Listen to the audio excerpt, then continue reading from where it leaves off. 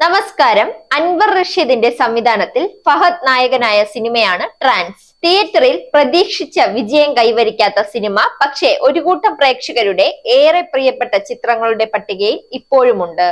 എന്തുകൊണ്ട് ട്രാൻസ് പരാജയപ്പെട്ടു എന്ന ചോദ്യത്തിന് ഫഹദ് പറയുന്ന മറുപടിയാണ് ഇപ്പോൾ സമൂഹ മാധ്യമങ്ങളിൽ ചർച്ചയാകുന്നത്. പ്രമുഖ തമിഴ് മാധ്യമത്തിന് നൽകിയ അഭിമുഖത്തിലാണ് ഫഹദ് ഇക്കാര്യം വ്യക്തമാക്കിയത്. ഫഹദ് പറഞ്ഞത്: കേരളത്തിൽ മതങ്ങളെക്കുറിച്ച് സംസാരിക്കുന്നതിൽ, കൈകാര്യം ചെയ്യുന്നതിൽ എനിക്ക് പരിമിതികളുണ്ട്.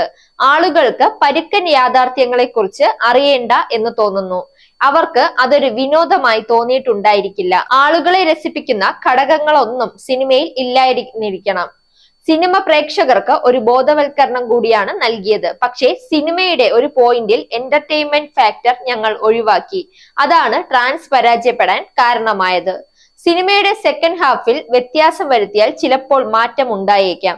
പക്ഷേ മതവുമായി ബന്ധപ്പെട്ട് കേരളത്തിൽ ഞാൻ കുറെ കാലത്തേക്ക് ഒരു സിനിമ ചെയ്യില്ല.